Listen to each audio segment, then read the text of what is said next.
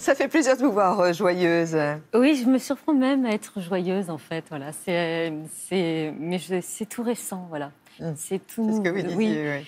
Et c'est vrai qu'il y a une espèce de décalage entre le moment où j'écris le livre et que je reprends le dessus.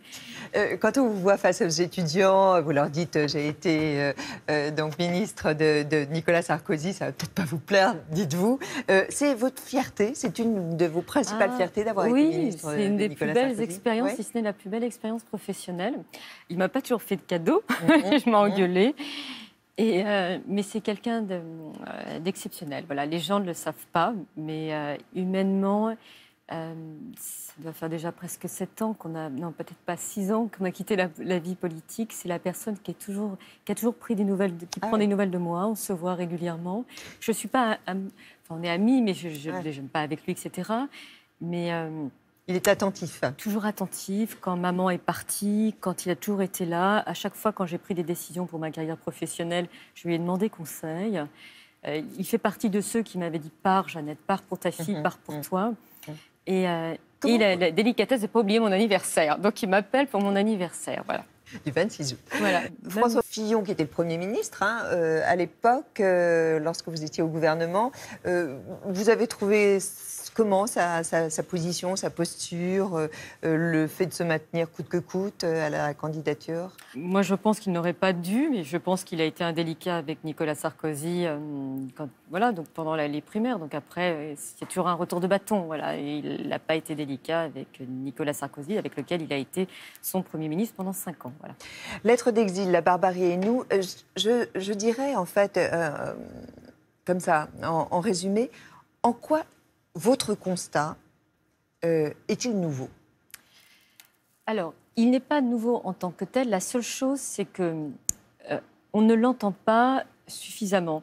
En fait, le vrai sujet, c'est que jusqu'à présent, et je pense que c'est là où ça va devenir un peu plus délicat pour moi, c'est que je fais partie de ceux qui disent aujourd'hui on ne peut plus détacher, comme pouvait le dire Mohamed Harkoun au lendemain des attentats de 2001, on ne peut pas détacher l'islam du terrorisme. On ne peut pas détacher l'islam et la modernité. Parce que ce sont en réalité, l'islam et modernité, 2 concepts qui sont totalement antinomiques. Et pour cela, je me dis, mais il y a des gens qui le disent, mais qui ne sont pas nécessairement entendus en France. Courrier International, qui est un excellent hebdo, a pu ainsi publier un article d'Ali Harb, qui est considéré comme le Derrida de la pensée arabe, et qui dit que de toute façon, modernité et islam sont incompatibles. Donc de penser que, quelque part, tout va bien... ce n'est pas à cause de l'islam qu'il y a telle ou telle chose, c'est se fourvoyer. Voilà. Il faut qu'on soit de plus en plus nombreux à le dire.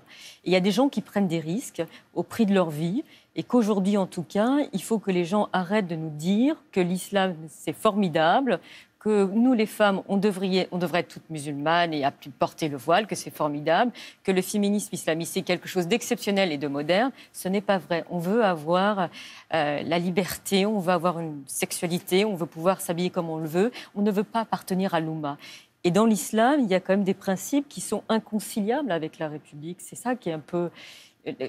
Quand vous parlez en matière de succession, même le président tunisien qui a plus de 80 ans explique qu'aujourd'hui, en matière de droit de succession, on doit séculariser la société et faire en sorte qu'une femme hérite d'une part comme un homme et pas d'une demi-part. En Tunisie, et c'est formidable, on vient d'abroger un décret qui interdisait aux femmes musulmanes d'épouser avec un non-musulman. Et pourtant, la Tunisie de Bourguiba était montrée en exemple. Et pourtant, la femme n'était pas l'égale de l'homme. Donc, ce qu'on revendique, c'est juste l'égalité. Ne nous imposez pas une religion. Et de toute façon, cette religion ne nous permet pas d'être l'égal de l'homme. Mais est-ce que, quand on vous lit, vous condamnez directement le Coran en citant des sourates. Vous dites que le Coran, en fait, incite à la violence. Eh bien, quand il incite... Oui, parce que quand on fait une lecture littérale du texte, c'est ainsi. Alors, je sais très bien qu'il y a des gens qui travaillent sur l'herméneutique coranique, qui vous disent qu'il faut avoir une interprétation théologique du texte. Mais quand on met ce livre entre les mains de gamins qui ont 15-16 ans, qui ont décroché à l'école et qui passent plus de temps à la mosquée qu'à l'école, et à fumer des pétards, parce que dans certains quartiers, il n'est pas un problème de fumer des pétards, d'aller à la mosquée, de ne pas aller à l'école. Eh ben, ça crée en réalité, ça crée des petites bombes. Quand vous voyez aujourd'hui que certains gamins préfèrent annonner le Coran pendant des heures en ayant une lecture littérale, quand on voit la construction de madrasa, bien évidemment que ça devient une arme dangereuse. Voilà, la réalité est celle-ci. Il y a des associations comme l'ALAB qui prônent un féminisme musulman. Féminisme et islam, c'est pas compatible. C'est incompatible. Enfin, c'est pas. Enfin, j'ai envie de. Enfin, pardonnez-moi, on est dimanche matin, mais c'est du foutage de gueule, voilà. C'est pas. Et en même temps, comme je vis loin, c'est comme l'écume des vagues. Vous savez, ça vous arrive les choses jusqu'en Finlande, c'est que l'écume des vagues. Mais ne parlez pas, quand on voit la situation en Arabie Saoudite où des femmes, parce qu'elles conduisent, se font juger par des tribunaux spéciaux en matière de terrorisme. Quand on voit qu'en Iran, quand on est laïque, quand on se dit athée, on est condamné à 10 ans de prison et à des centaines de coups de fouet en Arabie Saoudite. Ne venez pas m'expliquer que je me dis que c'est les problèmes des pays riches. Voilà. Mais vous dénoncez d'ailleurs le rapport ambigu des pays avec l'Arabie Saoudite et la France notamment avec l'Arabie Saoudite, qui est le premier client de l'industrie d'armement et qui finance le terrorisme. Et qui finance, mais je ne suis pas la seule à le dire. Hein, c'est-à-dire mais quelle attitude on doit avoir ? On doit couper les ponts ? Non. D'abord, je pense que une chose que j'ai appris avec mes nouvelles fonctions, c'est que le métier de la diplomatie, c'est qu'on doit parler à tout le monde. Voilà. Et quand on arrête de parler avec les personnes, ce n'est pas possible. Mais quand je vois la position du Canada, notamment sur la situation de Raif, vous savez, ce jeune blogueur qui est condamné, et quand le Canada dit stop. Quand la Suède fait de même, on doit être capable de pouvoir dénoncer des situations, même si ce ne sont pas nos ressortissants qui sont dans des geôles. Voilà. Jeannette Bougrabe, est-ce qu'il faut coopérer, par exemple, avec l'Iran, avec la Russie ? Moi, je pense que quand je vois les Iraniennes, je me dis, mais elles sont exceptionnelles. Moi, j'ai pleuré devant le film Les Chats persans. Quand je vois, vous savez, elles le mettent sur Twitter, elles mettent des vidéos tous les mercredis, elles enlèvent leur voile. Et on en voit certaines qui se font agresser. Elles se font agresser parfois par des femmes et parfois par des hommes. Quand je vois ces hommes qui mettent le voile pour dénoncer la condition de leurs femmes, je me dis qu'il y a une chose en Iran, c'est l'instruction. En fait, ce qui a permis, le seul côté positif de la révolution iranienne, c'est l'instruction et l'éducation. Mais comment vous expliquez alors qu'ici, en Europe notamment, des femmes s'enrôlent dans l'État islamique et partent oui, elles dans se convertissent, elles se Syrie, marient sur Internet. Elles deviennent des esclaves sexuelles. Oui, elles deviennent même des geôlées de ces pauvres yazidis parce qu'elles ne sont pas musulmanes, donc violables et à merci de tous ces hommes.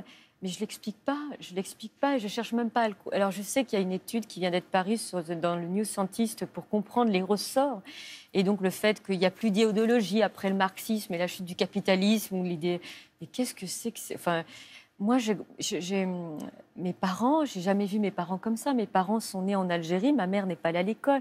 Mon père vient des montagnes de Blida, c'est-à-dire du fin fond de l'Algérie. Au début du XXe siècle, il n'y avait pas ça. Donc je ne sais pas d'où elles le sortent, ça. Je ne sais pas d'où elles le sortent.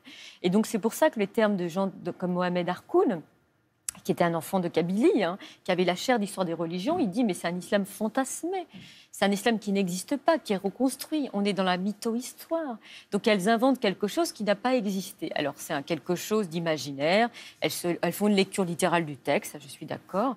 Mais qu'est-ce que vous voulez faire avec ces femmes-là ? Moi, je tourne la tête. D'autant que vous voyez que des femmes comme la princesse, épouse du roi du Maroc... Elle était en pantalon quand elle a reçu le couple Macron. Rania Djordani. Elle ne porte pas le voile. Et quand même, l'épouse du roi du Maroc, qui est pourtant chef des commandeurs, ne se voile pas quand elle va en Arabie Saoudite. Et quand je vois des ministres françaises qui se voilent... Je me suis dit, on se tape la tête contre les murs. Alors je sais que pour beaucoup de Françaises, dans certains magazines, il y a une conception érotique du voile. Un fantasme. Mais oui, mais alors là, les femmes se font attaquer à l'acide dans d'autres pays parce qu'elles ne le portent pas. Donc elles sont à la ramasse. Pardonnez-moi ces termes familiers, mais elles ne se rendent pas compte qu'elles ne rendent pas service à ces femmes, par exemple en Algérie, qui dans les années 90 se faisaient égorger ou bien immoler parce qu'elles étaient habillées à l'occidental. Et ça, je pense qu'il y a une vraie trahison de certaines femmes à l'endroit des femmes arabes ou du monde arabo-musulman.